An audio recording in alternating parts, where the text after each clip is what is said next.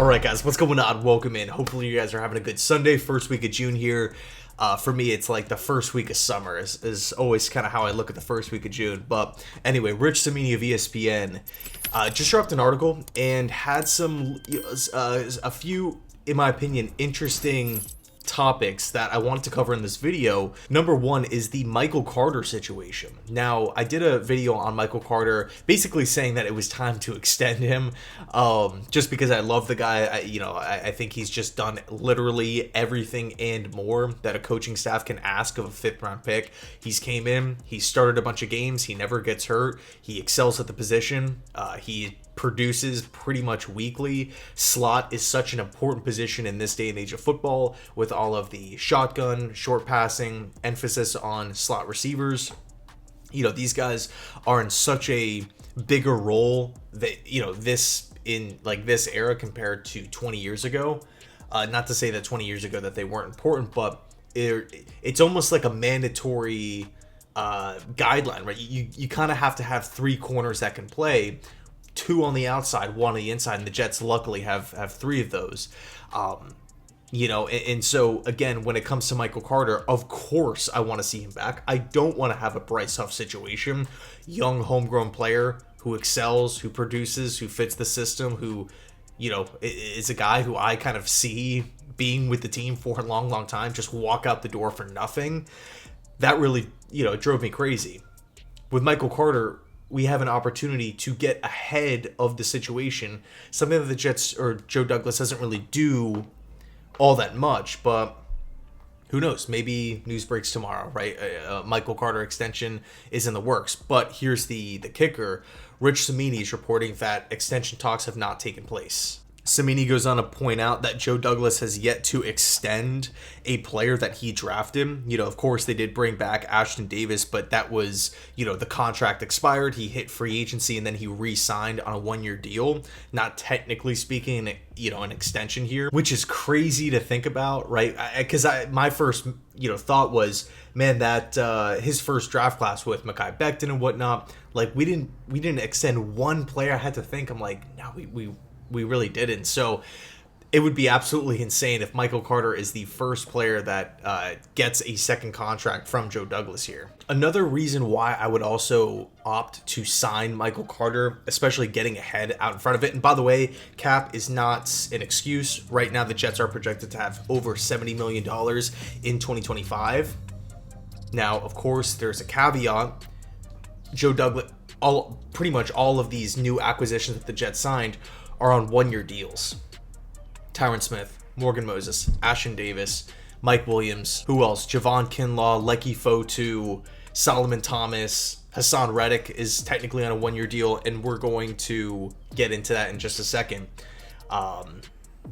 So there's a lot. Chuck Clark's another guy. There's a lot of one-year deals, so that $70 million looks great right now. But as soon as we start signing extensions, that number is going to start plummeting really, really quick.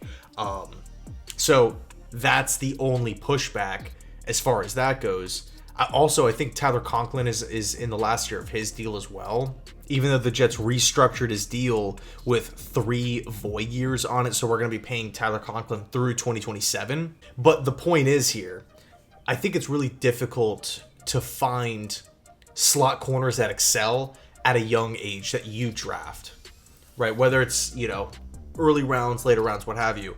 If you're drafting a player and that player's producing in the slot, I would just go ahead and get that extension done. With the rising importance of the position, and again with the difficulty it is to find younger guys that aren't just stopgaps at the position, I think I would go ahead and get this done. Now, the argument, and Cimini actually points it out in the article, is you can't really pay Sauce Gardner as the number one corner in football, Michael Carter on a really big deal, and DJ Reed on a really big deal.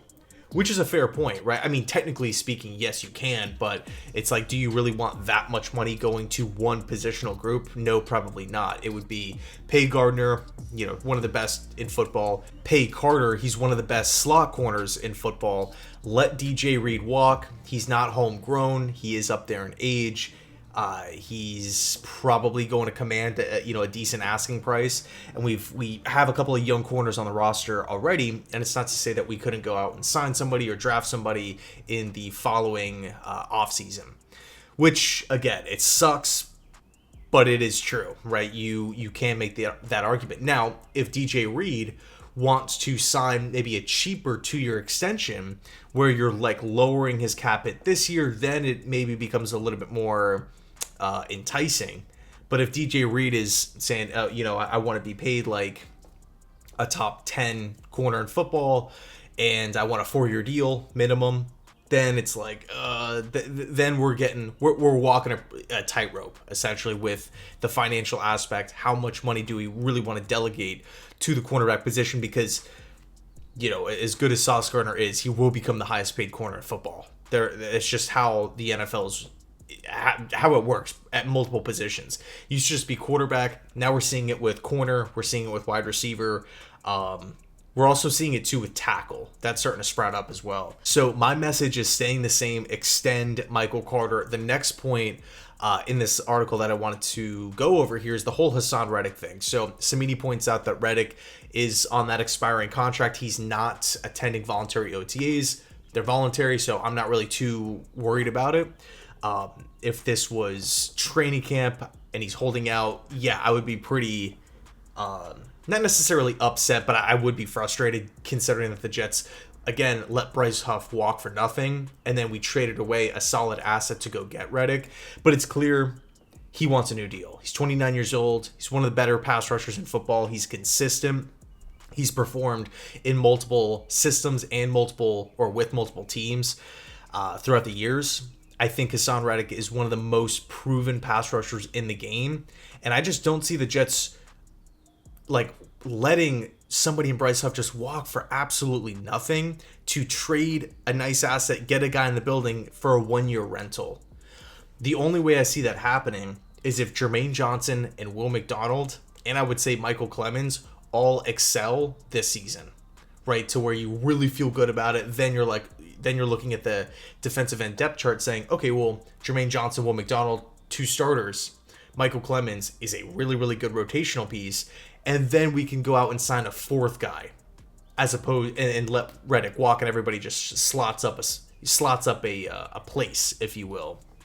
But we don't know that, right? We don't know if that's going to be the case. So I think if I am Joe Douglas, I would probably let this trickle on into the regular season. If Reddick is performing well, obviously, his asking price is going to go up.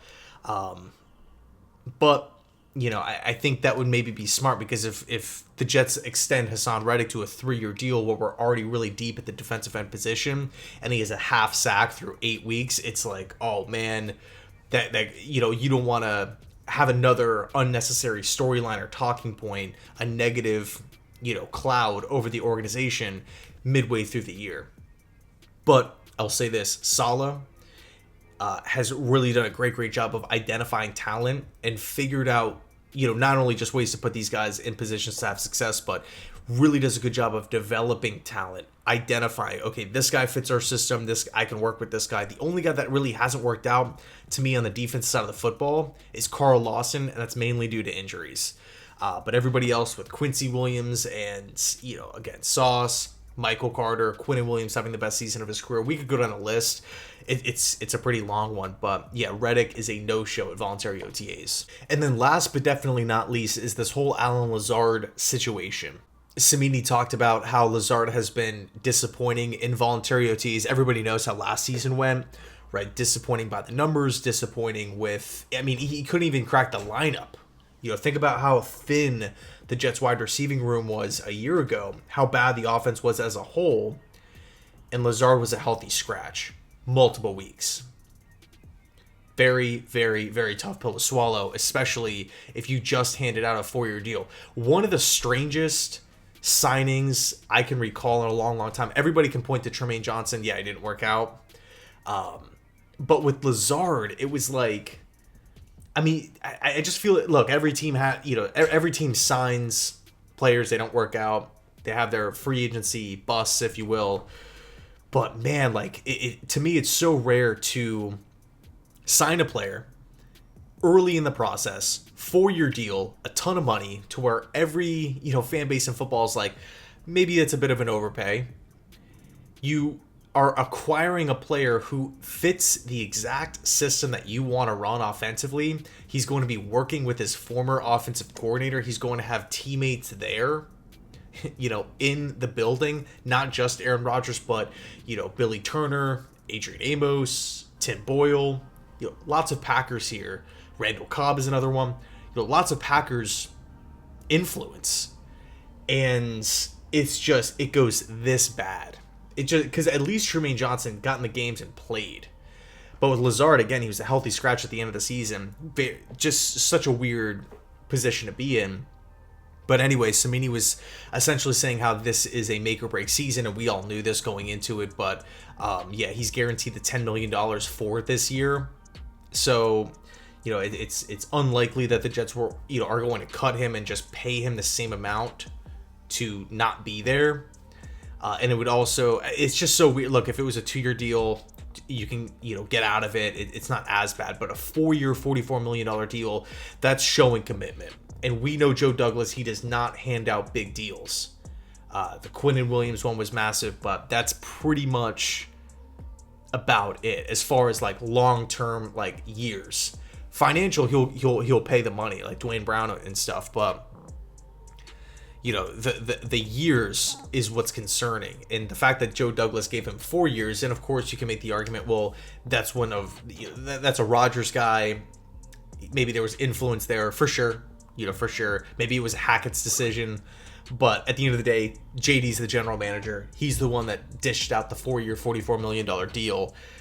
And, in my opinion, the GM should take ownership of that. So, anyway, let me know your thoughts down below in the comment section. Thanks so much for watching. And as always, go Jets.